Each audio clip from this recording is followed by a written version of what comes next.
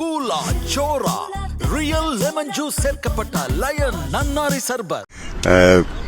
பேருந்துகளில் எல்லா பேருந்துகள்லையும் மகளிருக்கு இலவசமாக பயணம் செய்யலாம்னு அறிவிச்சார். ஆனால் அந்த பேருந்தை அரசுடைமை ஆக்கின தலைவர் நம்ம கலைஞர். அதனால் பேருந்தில் இன்னைக்கு மக்கள்லாம் அரசு பேருந்தில் பயணம் செய்கிற எல்லாரும் நன்றி செலுத்த வேண்டியது கலைஞருக்கு தான். அதே மாதிரி பிளானிங் கமிஷன் அப்படிங்கிறத ஆரம்பித்தது கலைஞர் தான், திட்டக்குழு அப்படிங்கிறத. அதுதான் இன்னைக்கு ஒவ்வொரு மாநிலத்திலையும் வழிகாட்டியாக இருந்து எல்லா மாநிலத்திலையும் இந்த பிளானிங் கமிஷன் அமைப்பதற்கு காரணமாக இருந்தவர் கலைஞர். இப்படி தமிழகத்தினுடைய பல முத்தாய்ப்பான எல்லா திட்டங்களுக்கும் அடிப்படையாக இருந்தவர் கலைஞர். அதனால் இன்னைக்கும் கலைஞர் தான் ஆட்சி செய்து கொண்டிருக்கிறார் அப்படிங்கிறது தான். முதலமைச்சர் திருச்சியில் பேசின அந்த பேச்சுக்களை எப்படி பார்க்குறீங்க?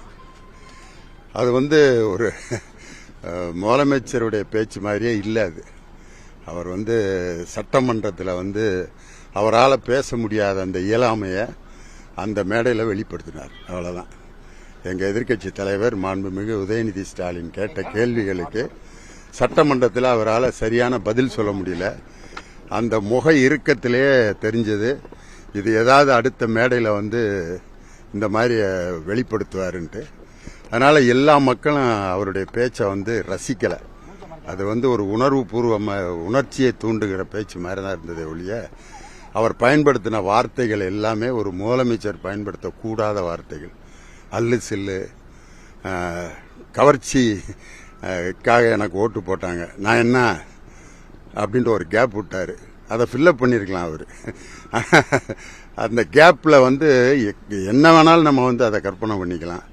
அதே மாதிரி இன்னொரு வார்த்தை சொன்னார், நல்லா வந்துடும் பார்த்துக்குங்க அப்படின்னு சொல்லி. என்ன வந்துடும்?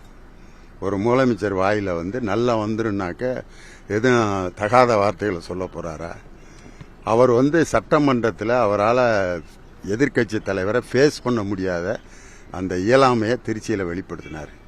அது எல்லாத்துக்குமே நல்லா தெரிஞ்சது. இப்படி 20 நாளைக்கு ஒரு தடவை மேடையில் பேப்பரை வச்சு வாசிக்கிற முதலமைச்சர் மக்கள் எதுக்கு தேர்ந்தெடுத்தோம் அப்படின்ட்டு இன்னைக்கு எல்லாரும் ரொம்ப ஃபீல் பண்ணிட்டு இருக்காங்க. இது சினிமா கவர்ச்சி அப்படிங்கிறது அவர் எத்தனை தடவை அவர் தலைகளானாலும் சினிமா கவர்ச்சியில் தான் ஓட்டு போட்டாங்க. காரணம் என்னன்னா, அவர் விஜய் உங்களுக்கு எதுக்காக பிடிக்கும், மக்களுக்கு எப்படி அறிமுகமானார்? முதல்ல ஒரு போராட்ட தலைவர் அறிமுகமானாரா, அரசியல் தலைவர் அறிமுகமானாரா, இல்லை காவேரி பிரச்சனைக்காக ஏதாவது போராடி இருக்காரா, நீட் தேர்வுக்கு எதிராக ஏதாவது போராடி இருக்காரா? எந்த விதமான மக்கள் பிரச்சனைகளையும் அறிமுகமாகாத ஒருத்தர் இன்னைக்கு மக்களுக்கு எப்படி அறிமுகமானார்? சினிமா மூலம் தானே அறிமுகமானார்.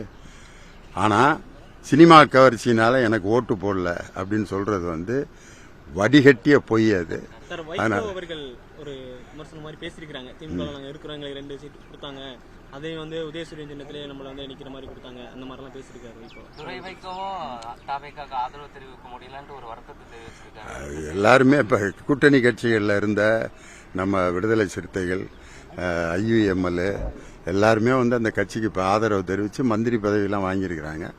அதனால திமுகவில் இருந்த இன்னொரு கூட்டணி கட்சி தான் மதிமுக. அதுவும் அப்படி போறதுல ஒன்றும் பெரிய ஆச்சரியம் கிடையாது. இது ஒரு பெரிய வைகோ இப்படி பேசுறது ஒரு வியப்புக்குரிய விஷயமே இல்லை. இது எதிர்பார்த்தது தான். வைகோ இப்படி பேசுவார் அப்படிங்கிறது திமுக காரங்க எல்லாரும் எதிர்பார்த்த ஒரு விஷயம்தான். இப்ப இருக்கக்கூடிய முதலமைச்சர் ஆட்சிக்கு வரதுக்கு முன்னாடி ஒரு நிலைப்பாட்டில் இருக்காரு, ஆட்சிக்கு வந்ததுக்கு அப்புறம் ஒரு நிலைப்பாட்டில் இருக்காரு. ஆட்சிக்கு வரதுக்கு முன்னாடி மக்கள் சந்திப்புக்கு காவல்துறை அனுமதி வழங்கலான்ட்டு ஒரு 5000 பேர் சந்திக்கிறாரு. திருச்சியிலுமே அந்த 5000 பேர் மட்டும்தான். அவர்கிட்ட இன்னைக்கு மக்கள் ரொம்ப வெறுக்கிறது இந்த மயான அமைதி தான். எதுக்காக இப்படி 20 நாள் அமைதியா இருக்காரு, எதுக்குமே பதில் சொல்லாம இருக்காரு? ஒரு முதலமைச்சர் இப்படி அமைதியா இருக்கிறது மக்களுக்கு மிகப்பெரிய வெறுப்பை தான் கொடுக்கும். ஒரு 20 நாள் 30 நாளைக்கு ஒரு தடவை மேடையில் பேசுறது, திருப்பி அமைதியாகவே இருக்கிறது, எந்த பிரச்சனைகளுக்கும் இதுவரைக்கும் அவர் பதில் சொல்ல. திருவள்ளுவருடைய காவி ஆடை அணிஞ்சதுக்கு பதில் சொல்ல, மேகதாது அணைக்கு பதில் சொல்ல, அதே மாதிரி இப்போ மத்திய அரசு அறிவிச்சிருக்கக்கூடிய தொகுதி மறுசீரமைப்புக்கு பதில் சொல்ல, எதுக்குமே அவர் பதில் சொல்லாமல் கல்வி PM ஸ்ரீ ஸ்கூல்ஸ் ஆரம்பிக்க போகுது, அதுக்கு எதுவுமே பதில் சொல்ல. நீட் தேர்வுக்கு என்ன செய்ய போறாரு, பதில் சொல்ல. எதையுமே சொல்லாம DMK வெர்சஸ் TVK. இது எப்ப எலெக்ஷனுக்கு முன்னாடி பேச வேண்டியது, எலெக்ஷனுக்கு பிறகு ஏன் இப்படி பேசுறாருன்னு தெரியல. காரணம் அதை தவிர அவருக்கு வேற எதுவுமே தெரியல அப்படிங்கிறது அவருடைய குளோபல் இக்னரன்ஸை வந்து வெளிப்படுத்திட்டார் திருச்சி. செய்தியாளர் சந்திப்பையே மறக்கிறார். ஆமாம், செய்தியாளரை சந்திக்கிறது தான் வந்து மக்களுக்கும் ஒரு ஆட்சி தலைவர்களுக்கு இடையில பாலமாக இருக்கிறதே நீங்கள் தான். ஆனால் உங்களை அவர் சந்திக்க மாட்டேன்னு சொல்றது மக்களை சந்திக்கிறதுக்கு தயாராக இல்லைன்னு அர்த்தம். அதனால் இப்படி ஒரு இன்வேலிட் முதலமைச்சர். அதனால் அவர் வந்து அவருடைய இயலாமை வந்து தொடர்ந்து வெளிப்பட்டுக்கிட்டே இருக்கு.